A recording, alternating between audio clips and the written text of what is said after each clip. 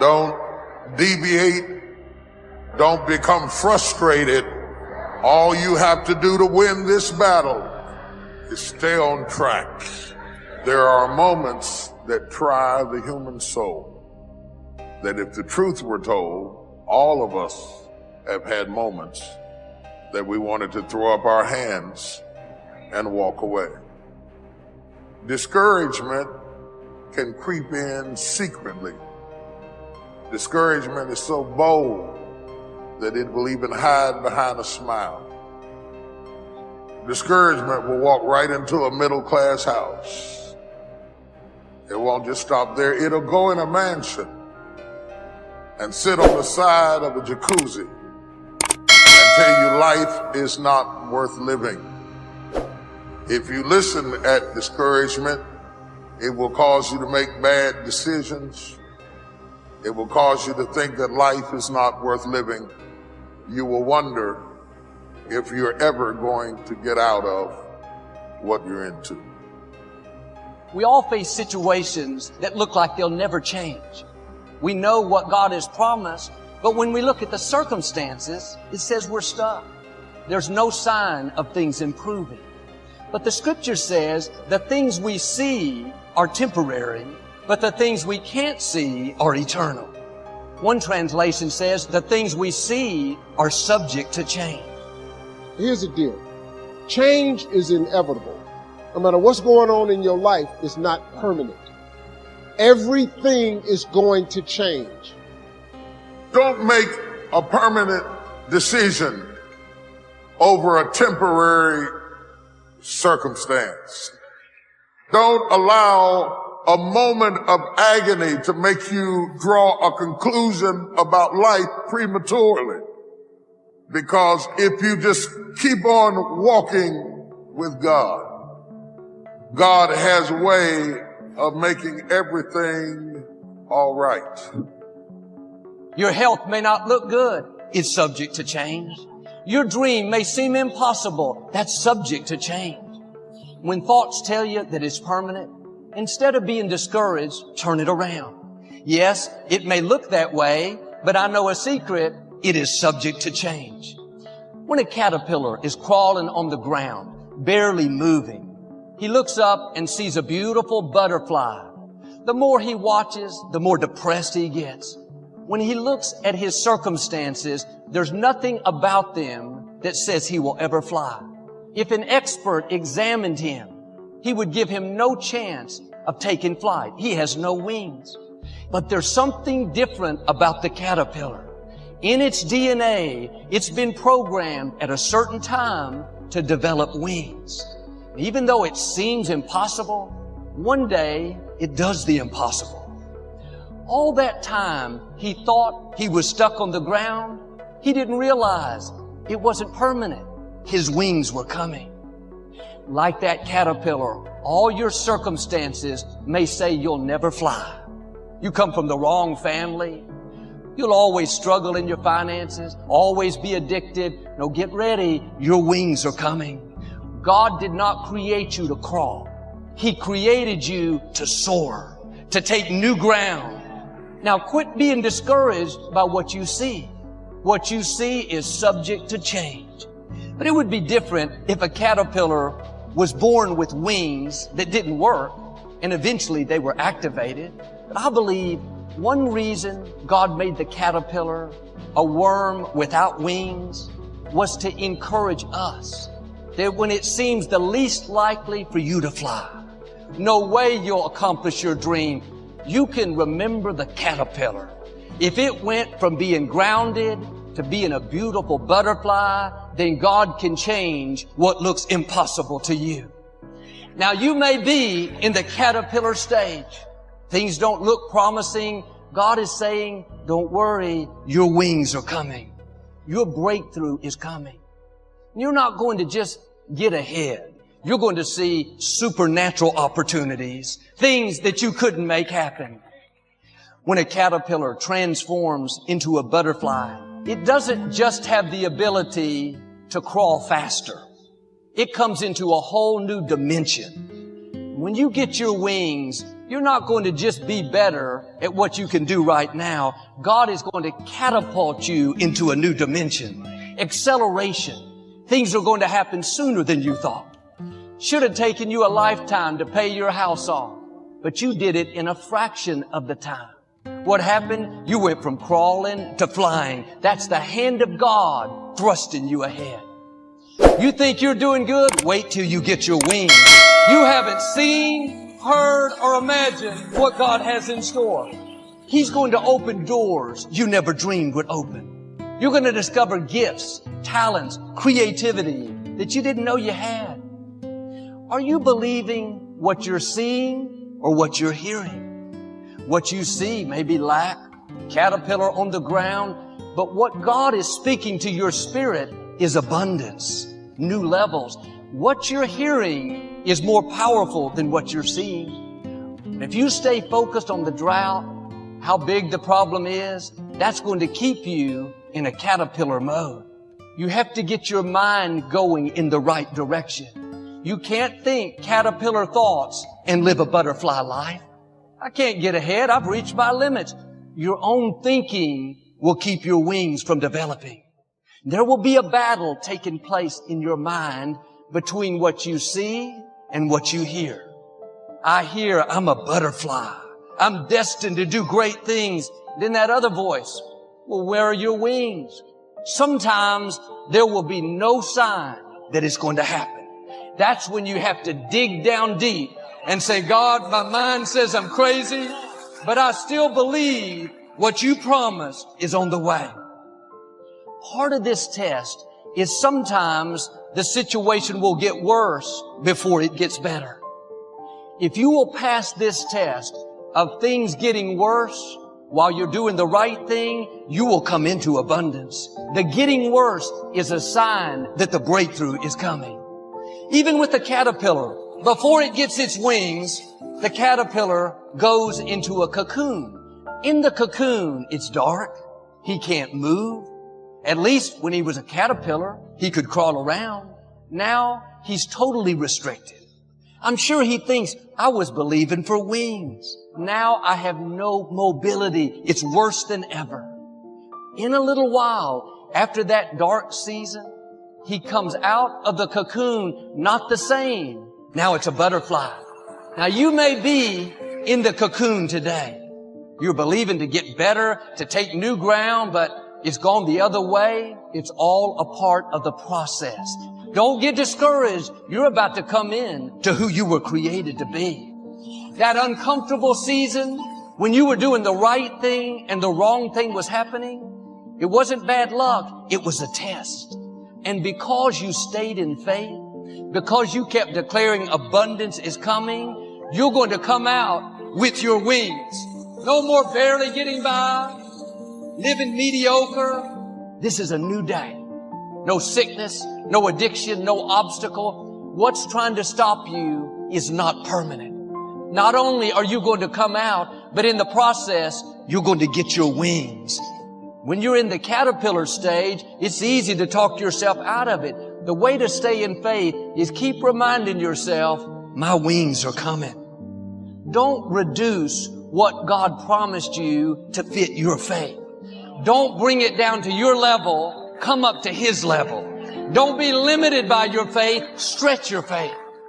What God has in your future is so big, it's going to be intimidating.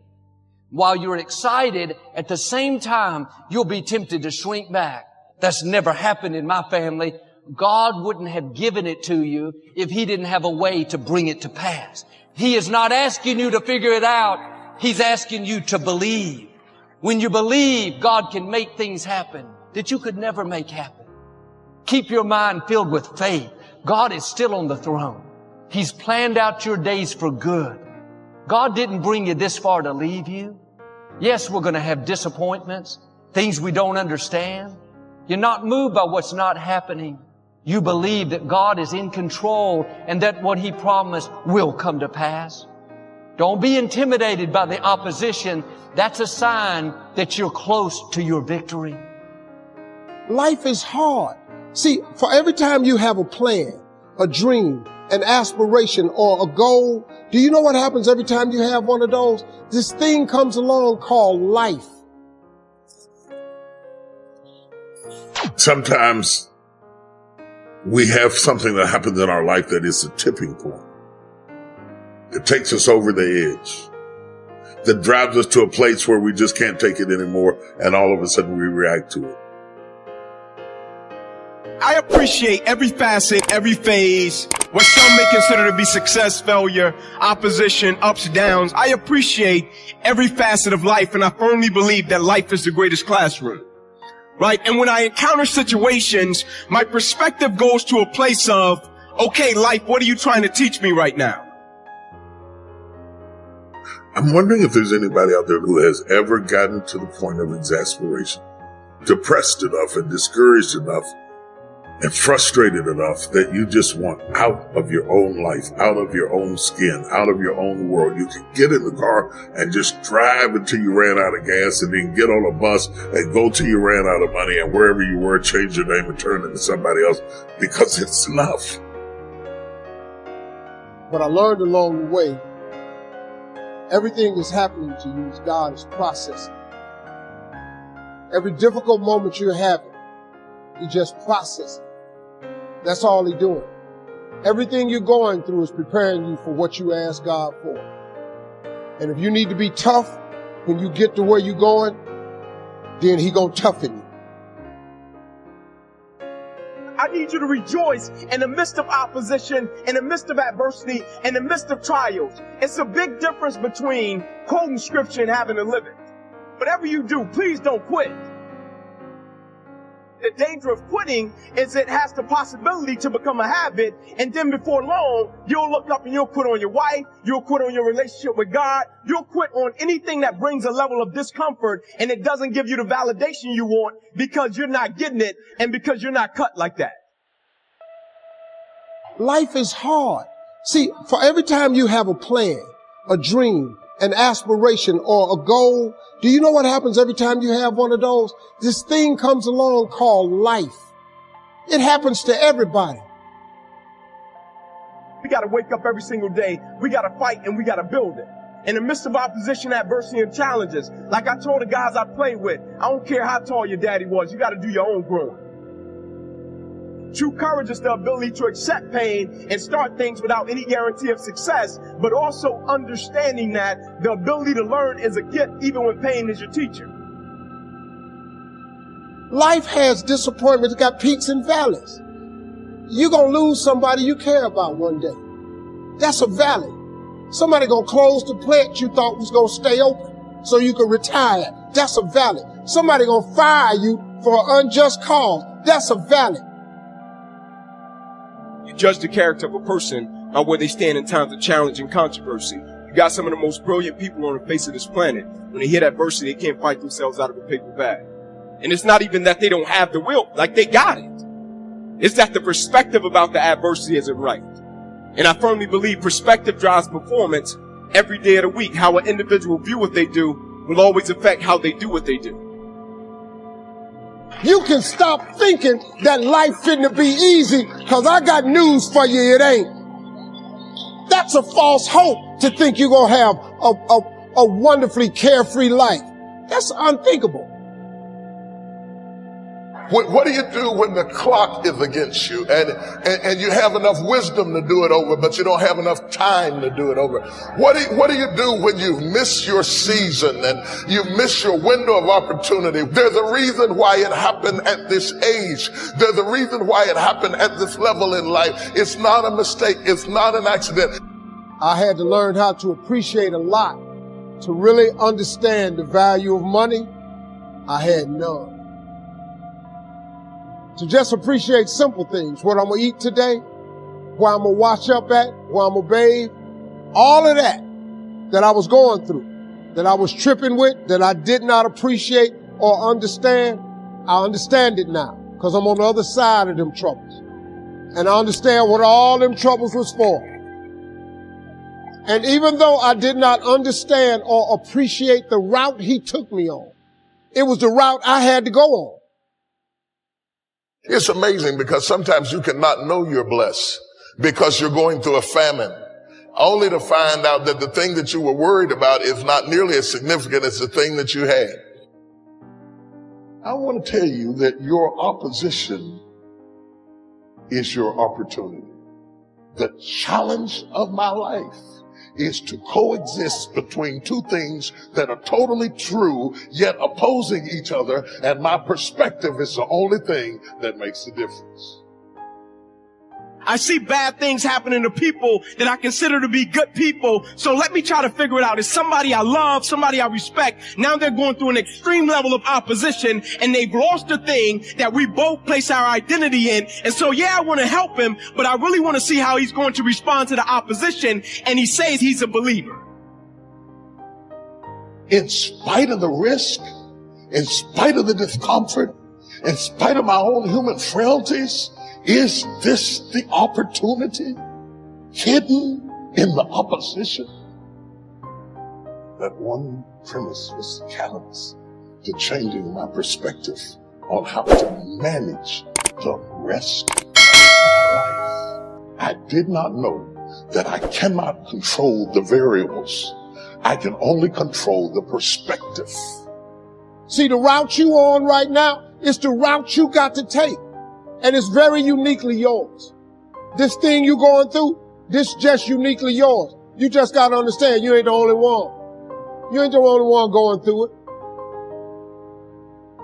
Character is not something we inherit. Character is something we got to wake up every single day. We got to fight and we got to build it. Right? In the midst of adversity, in the midst of challenges, in the midst of successes, in the midst of failures, we got to get up every single day. We got to fight for peace. It's an urge. It's an urge. Truth be told, every champion has felt it. Every president has felt it. Every king has felt it. Every lion has felt it. Every winner has felt it. Every soldier has felt it. Every victorious person has felt it. The urge. I want to encourage somebody that's in the fight right now that the fact that you're in the fight is a sign that you've been changed because you didn't used to fight it. There's something else in you that's giving you a desire to be better than where you came from, to rise above the mediocrity of your background. Tonight, you get your fight back. Tonight, you get a renewal. Tonight, you get a sense of relief. Tonight, you get a moment of clarity. You know, nothing happens unless you change. So change is not our enemy, it's our friend. There's a season that you may go through a difficult period, but that is to wake up your ability to change. You cannot become what you were born to be unless you are willing to change into something you are not. This is why change is so important. I like what it says here. Shakespeare says, sweet are the uses of adversity. We never grow in good times. We never advance unless we're under pressure. Change comes to improve and to advance your life, not to destroy you. I think that we often forget this. That we're going to face hardships. We can't avoid pain. We can't avoid trouble. All we can do is prepare our mindset so that we don't get overwhelmed by our circumstances. A lot of people, when they have a negative circumstance take place in their life, they react negatively to it. And that seems almost natural. In fact, that is natural. If something negative happens to me, my reaction back to it is negative. But this is why you have to change your mindset. Life isn't what happens to you when you're looking. What happens to you when you're looking is called a plan. Life is what happens to you when you're not looking, when your guard is down, when your back is turned. It's going to work on a Friday morning feeling good and having your boss call you in. And you know she has a look on her face, and you know that look isn't good. You know the economy isn't so hard, and we've got to let you go. And all you can think about are those 3 kids you have at home. You know, life is coming home from work and finding that note on the kitchen table saying, hey, I can't do this anymore. I'm sorry, I love you, but I've got to go. And you're frustrated, and you're betrayed, and you're furious, and you're angry, but all you want to do is hold them again. All you want to do is hear those words whispered in your ear, I love you again. No, that's life. How do you handle that? How do you deal with that, those sort of situations? You see, it's been said 100 times, and I'll say it again. You've got to go through it. That's all it is. You've got to go through it. And going through it is not a function of just being courageous. It's not a function of just saying, well, I'm going to close my eyes and see what happens next. It's not that. It's really a function of three things. It's a beginning, it's a middle, and an end. And before you go through it, there's a choice. You make a choice to say, well, I'm either going to stay here or I'm going to be over there someday, somehow. That's a choice. So going through it and thinking about these three steps, beginning, middle, and end, you can really save yourself a lot of trouble, and you can discover something more about yourself. It's called life, and it's not personal. Stuff's going to happen. And if you make it to the 40-yard line, if you can make it to age 40, between 40 and 60, it begins to intensify. All kind of things happen. Between 40 and 60, my mother was diagnosed with breast cancer and finally died. Between 40 and 60, I was diagnosed with prostate cancer. Between 40 and 60, I went through a divorce from someone that I loved very much. Between 40 and 60, had a nationally syndicated talk show, highest rated, fastest canceled talk show in the history of television. Between 40 and 60, oh, life put a whooping on me.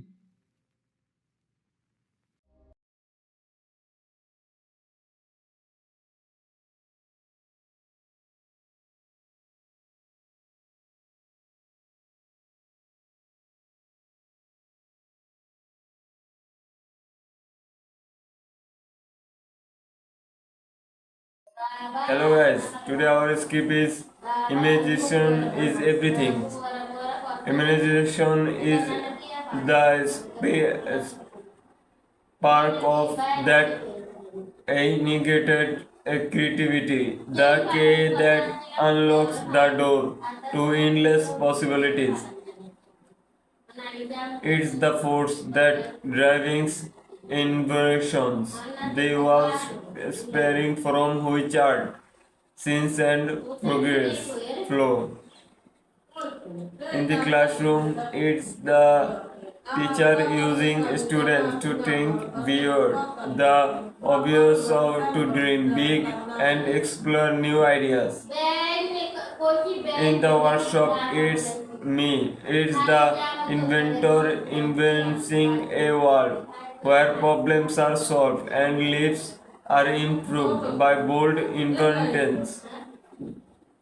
In the studio, it's the art of transforming a bank of convention into a masterpiece, expressing emotions and ideas that transcend world.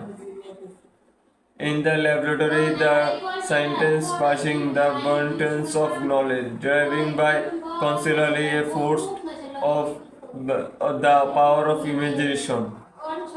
In the winter room, it's storyville waving tapes that transport us to distant lands, speaking empty for an understanding. Imagination knows no boundaries to the transport is currently the background is the common thread for content as all. So let your imagination soar, dare to dream the possible because it's realm of possibilities.